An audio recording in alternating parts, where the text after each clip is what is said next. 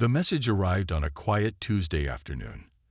At first, the scientists at SETI thought their equipment was malfunctioning. The signal was too clear, too structured to be natural. After 3 hours of verification, they realized they were receiving humanity's first alien contact. Tom Miller was grading history papers in his small apartment when the news broke. At 42, he wasn't the kind of person anyone would expect to be important in a first contact situation.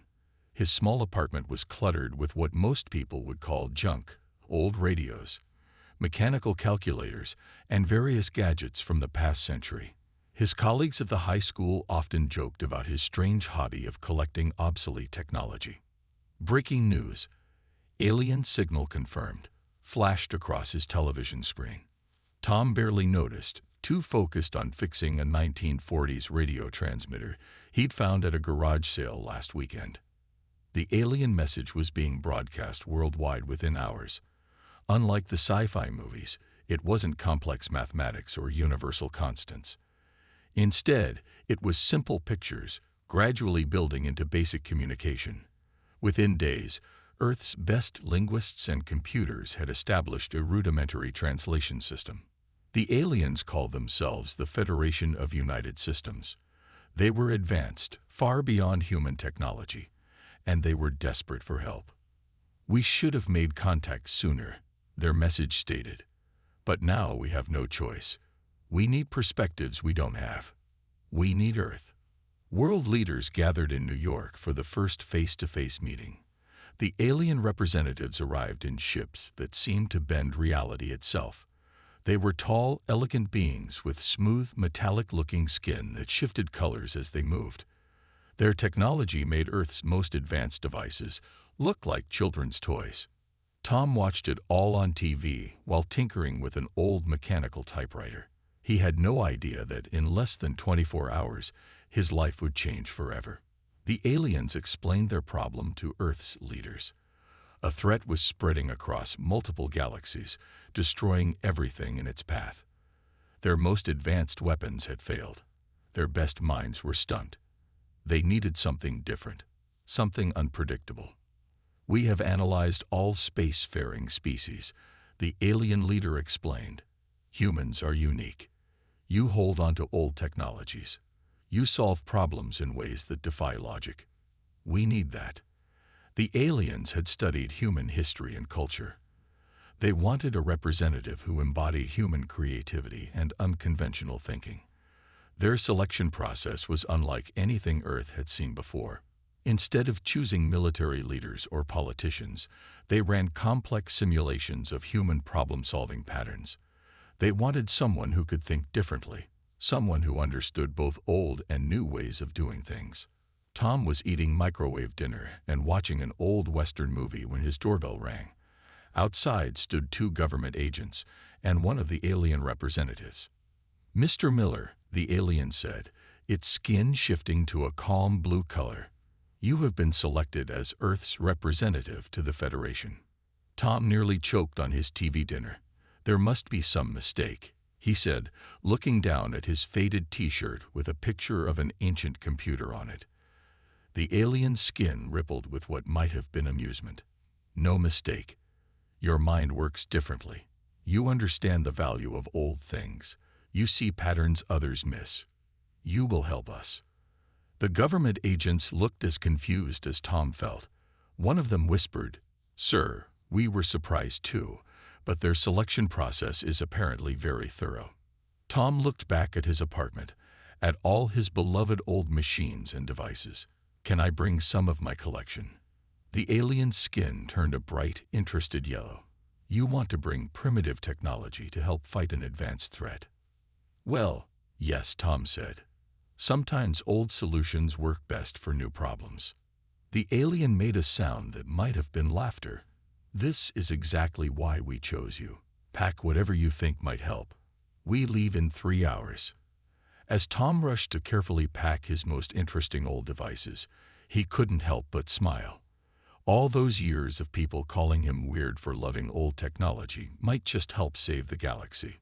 What he didn't know yet was that his collection of primitive technology would soon become the most important weapons cache in the known universe. The Federation's main command ship was unlike anything Tom had ever seen.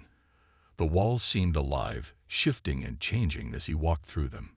His old gadgets, packed carefully in 3 large boxes, looked comically out of place in this ultra-modern environment. "The threat we face," explained Admiral Ray, the human military liaison assigned to Tom, "is something the aliens call the Swarm." He pulled up a holographic display showing what looked like a cloud of metallic insects moving through space. They consume everything in their path, learning and adapting as they go. Tom watched the hologram, noticing how the tiny machines moved together.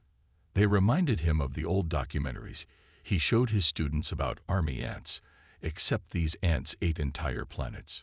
The alien commander, who had introduced himself as Blue, a simplified name for humans, showed them footage of previous battles. Advanced energy weapons bounced harmlessly off the Swarm's shields. Sophisticated computer viruses were absorbed and turned against their creators.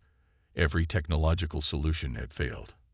"They adapt too quickly," Blue said, his skin darkening to a worried gray.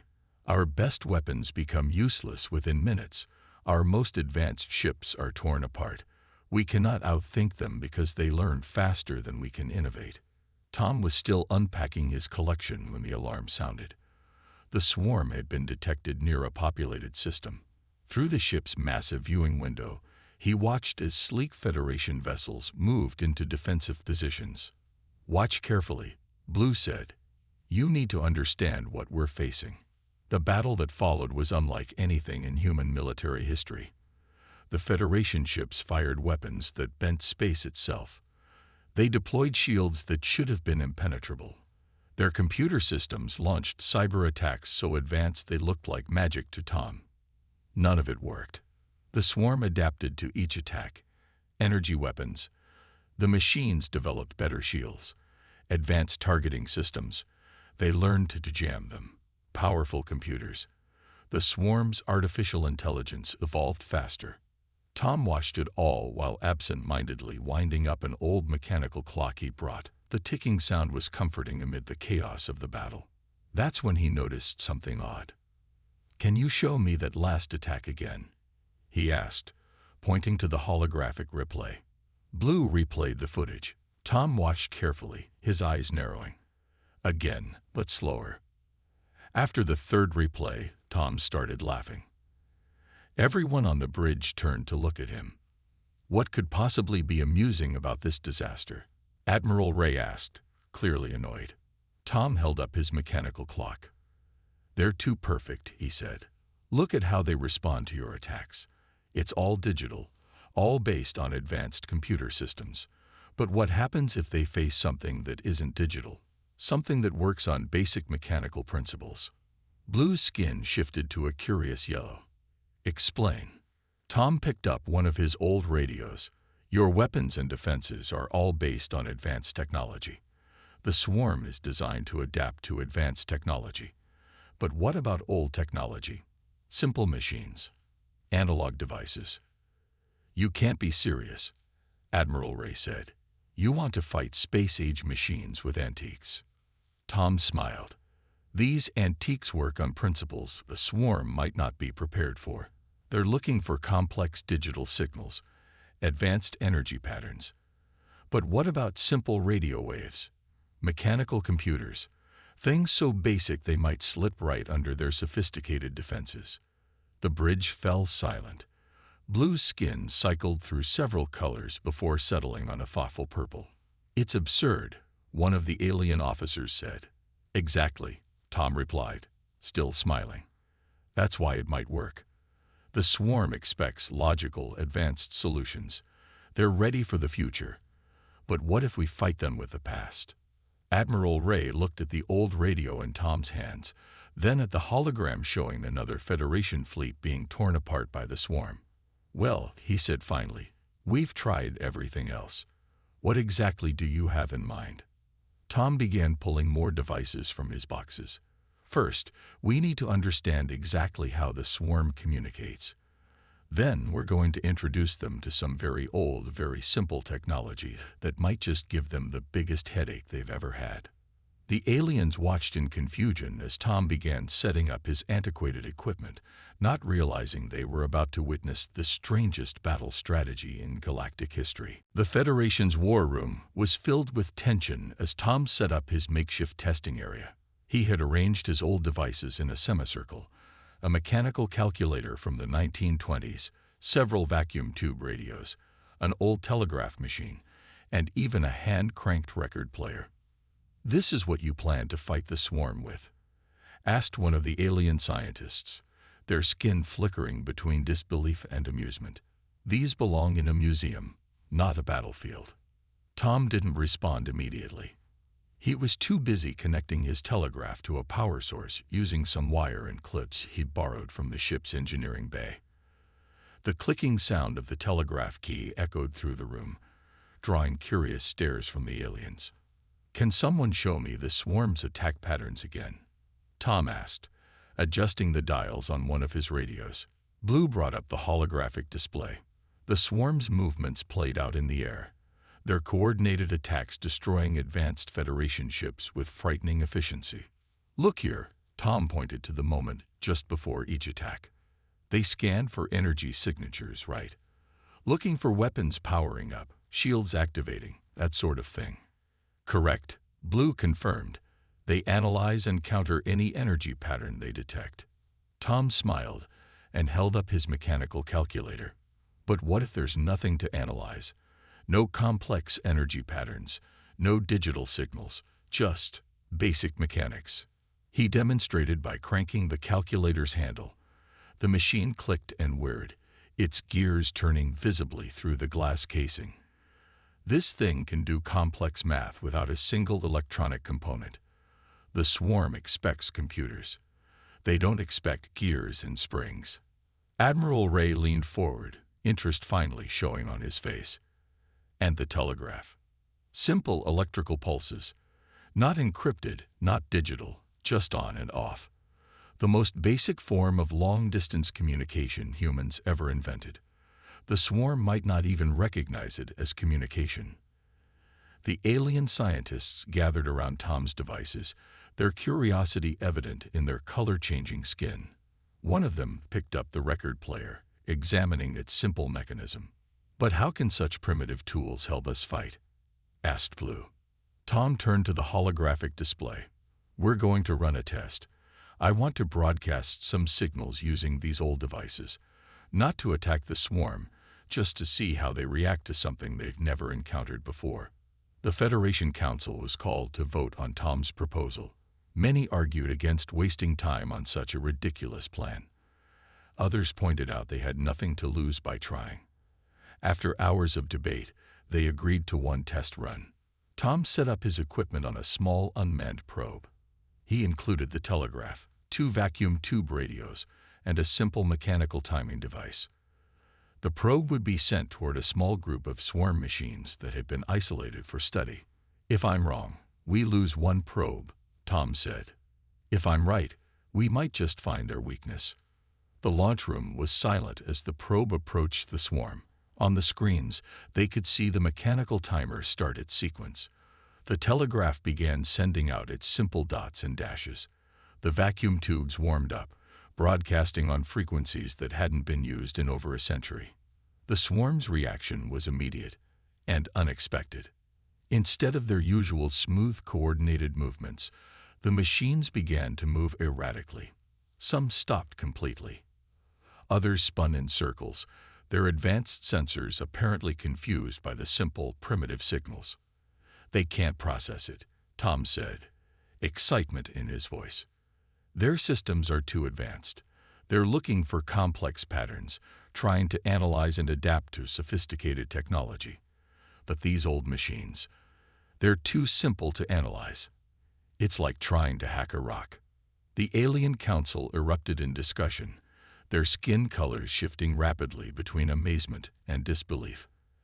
Admiral Ray stared at the chaos on the screen, then at Tom's collection of antiques. "I don't believe it," he said.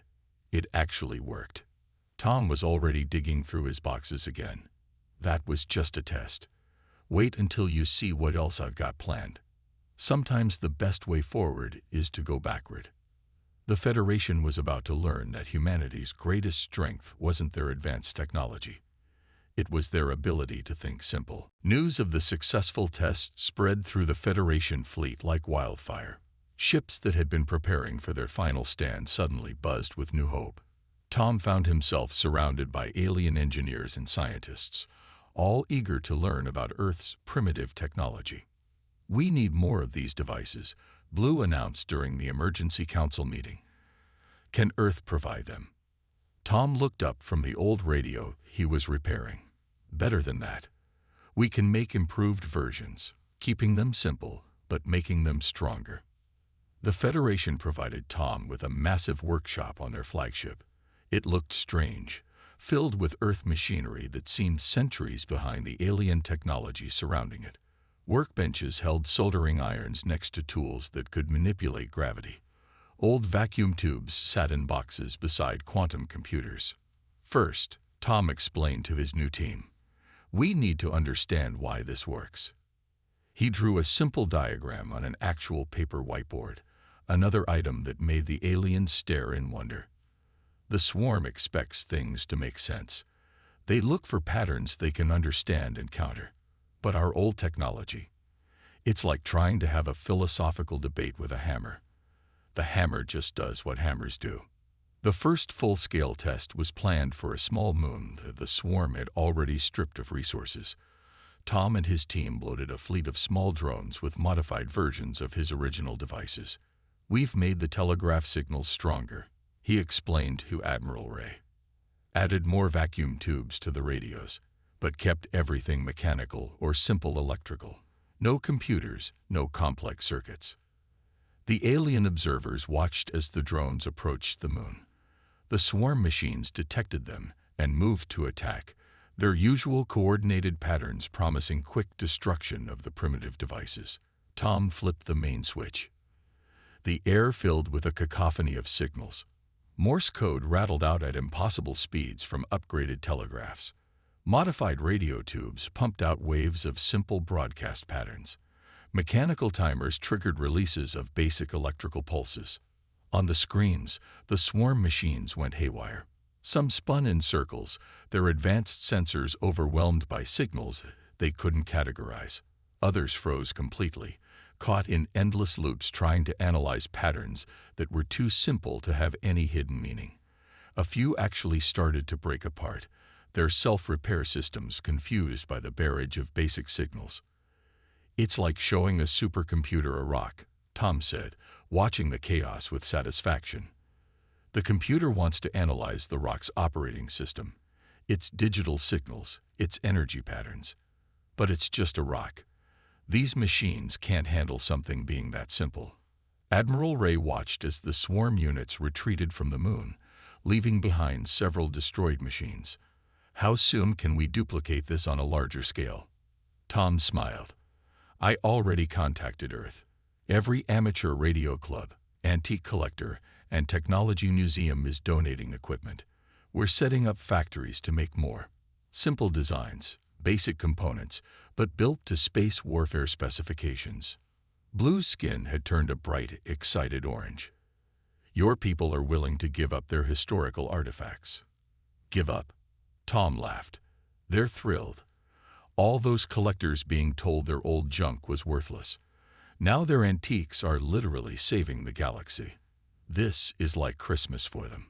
The Federation Council voted unanimously to proceed with what they called Operation Retrograde. Engineers were dispatched to Earth to help modify old designs for space combat. Factories began producing vacuum tubes by the millions. Radio enthusiasts around the world dug out old equipment and began upgrading it. Tom stood in his workshop, surrounded by the strange mix of past and future technology. He picked up one of the modified telegraphs, its simple clicking now powerful enough to confuse the most advanced hostile machines ever encountered. "Sometimes," he said to no one in particular, "the best way to move forward is to take a step back." An alien engineer working nearby looked up from studying an old mechanical calculator. "This makes no sense," they said, their skin showing patterns of confusion and amusement. "Exactly," Tom replied with a grin. "That's why it's working."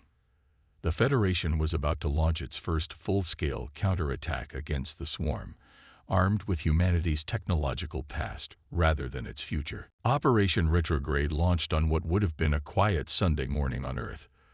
The Federation fleet had been modified according to Tom's specifications, each ship now carrying an array of what they called primitive warfare devices. "Remember," Tom's voice crackled through the radio channels, intentionally using old-fashioned analog signals. "Don't try to be clever. The simpler, the better." The fleet approached the swarm's latest target, a solar system with 3 inhabited planets. The enemy machines had already begun their usual consumption patterns, breaking down everything they encountered into raw materials. Admiral Ray stood on the bridge of the flagship, watching the tactical display. "All ships, begin Phase 1. Across the fleet, crews activated their new weapons. The space around them filled with a storm of simple radio waves, telegraph signals, and mechanical pulses.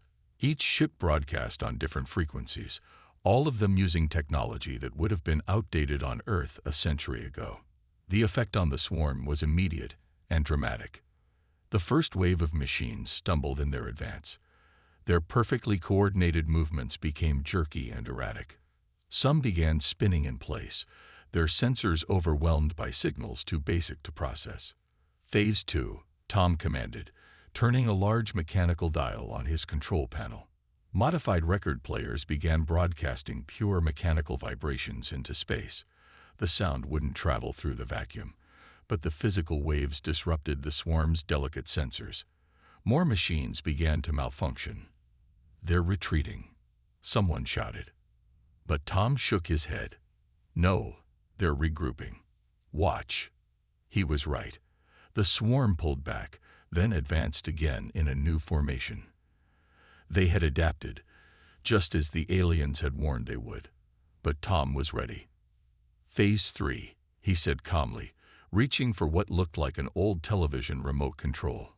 Across the fleet, crews activated devices that looked like they belonged in science museums. Hand-cranked generators began spinning. Mechanical computers clicked and whirred. Each device was simple, using basic principles of physics and mechanics rather than advanced technology. The swarm's second wave hit the wall of primitive signals and fractured. Machines collided with each other, their coordination shattered by the barrage of simple, unpredictable patterns. "They can't adapt," Blue observed, his skin showing patterns of amazement. "Every time they try to analyze one signal, they're hit by something even more basic." Tom nodded.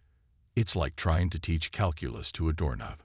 Their advanced systems can't process something this simple. They're looking for complex patterns that just aren't there." The battle continued for hours. The swarm launched wave after wave, each time trying to adapt to the primitive signals. But every adaptation failed because there was nothing complex to adapt to. By the time the last swarm machines retreated, the Federation had lost only 3 ships. It was their smallest casualty rate since the war began. "Victory is confirmed," Admiral Ray announced, his voice carrying a hint of disbelief. "The system is secured." The celebration that followed was unlike anything the Federation had seen before. Alien crews cheered and changed colors rapidly. Human technicians hugged their precious old machines. Tom sat in his workshop afterward, repairing a vacuum tube radio that had burned out during the battle. Blue found him there. "The Council has reviewed the battle data," the alien commander said. "They want to implement your strategy across all Federation forces." Tom looked up from his work. "We'll need more equipment. A lot more. Already arranged. Earth's factories are running at full capacity. Other worlds are learning to manufacture these primitive devices. The Federation's most advanced fabrication facilities are now producing technology from humanity's past." Tom laughed at the irony. "The most advanced civilizations in the galaxy, and their salvation comes from outdated human junk." Blue's skin rippled with what might have been humor. "The Council has a new mission for you. They want you to train other species in the art of primitive warfare. Tom picked up his old telegraph key, its brass surface worn from use. Tell them I'll start tomorrow. Tonight. I need to fix these machines. We've got more battles ahead. The Federation was learning that sometimes the best technology isn't the newest, it's the simplest. The Federation's main training facility had been transformed. What was once filled with advanced simulation chambers and holographic training systems now looked like a mix between a museum and an old radio station. Tom stood before a group of alien students, holding up a mechanical calculator. Today's lesson is about embracing imperfection, he explained, cranking the calculator's handle. The swarm expects precision. We give them chaos.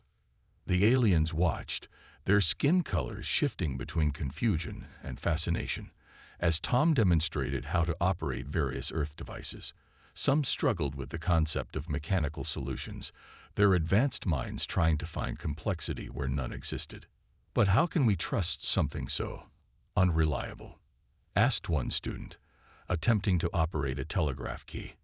Tom smiled. That's exactly why it works. The swarm can't predict what we're going to do because we're using machines that aren't perfect. They have random variations, mechanical quirks. It drives their systems crazy. Reports from across the galaxy confirmed the strategy's success. The swarm was retreating from system after system, unable to cope with the flood of primitive signals being broadcast by Federation ships. Earth had become the center of an unusual industrial revolution. Factories that once produced quantum computers now manufactured vacuum tubes. Engineering students studied the principles of mechanical computers. Antique collectors became military consultants.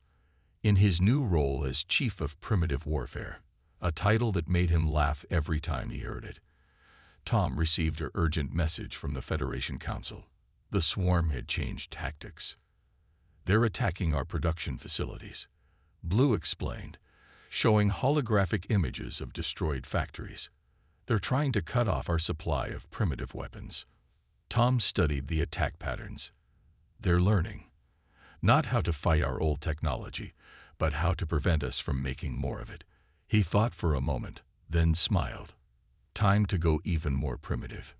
He gathered his students and senior officers. We've been relying on manufactured devices. But what about the simplest machines humans ever made? Levers, pulleys, springs. The aliens watched as Tom drew designs for purely mechanical devices. No electricity, no broadcasting. Just basic physics and engineering from humanity's earliest days. These can be made anywhere, he explained, with any materials. They don't need factories. Every ship can have a workshop to produce them. The Federation quickly implemented the new strategy. Ships were equipped with basic machine shops. Crews learned to make simple mechanical devices from whatever materials were available. When the swarm attacked next, they faced not just old radio signals and telegraph pulses, but clouds of simple mechanical devices, springs that bounced their scanning signals back randomly, spinning discs that created unpredictable patterns, pendulums that swung in chaotic ways. It's beautiful, Admiral Ray said, watching the swarm machines try to analyze the swarm of simple devices around them.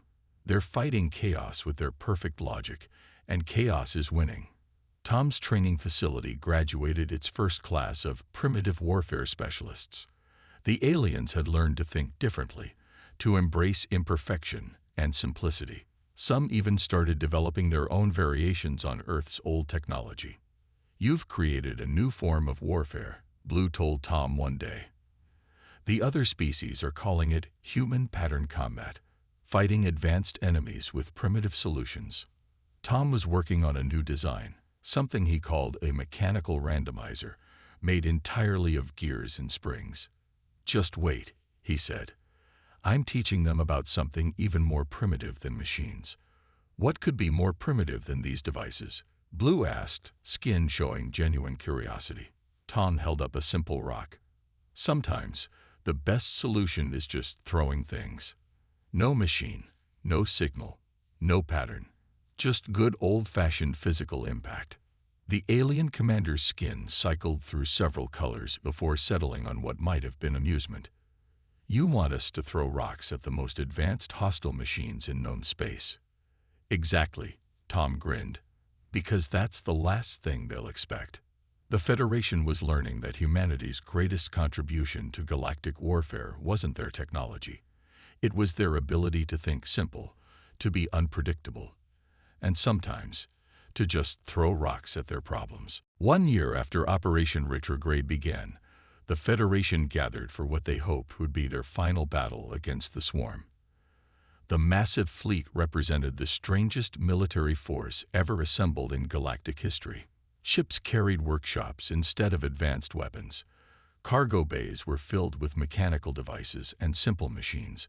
Crews had learned to think like humans, embracing chaos, imperfection, and simplicity. Tom stood on the flagship's bridge, surrounded by his graduated students from every species in the Federation. Each of them wore a badge that showed a simple lever design, the symbol of their new approach to warfare. "The Swarm has gathered their remaining forces in the Centauri sector," Admiral Ray announced. "This is our chance to end this." The enemy machines had consolidated into one massive group, their programming driving them to adapt and overcome the primitive tactics that had defeated them across the galaxy. "They think they've figured us out," Tom said, smiling at his students. "Let's show them how wrong they are." The battle began with the now familiar barrage of simple signals and mechanical devices. The Swarm responded with new defenses, trying to filter out the primitive broadcasts. "Phase 2, Tom commanded. Across the fleet, crews launched what looked like clouds of space debris. Rocks, metal fragments, and simple mechanical devices filled space around the Swarm. Some spun randomly, others bounced signals unpredictably, creating a chaos of motion and reflection. The Swarm machines tried to analyze the cloud, their advanced sensors overwhelmed by the pure randomness of it all. "Phase 3, Tom said quietly. This was something new, something they'd kept secret during their training sessions.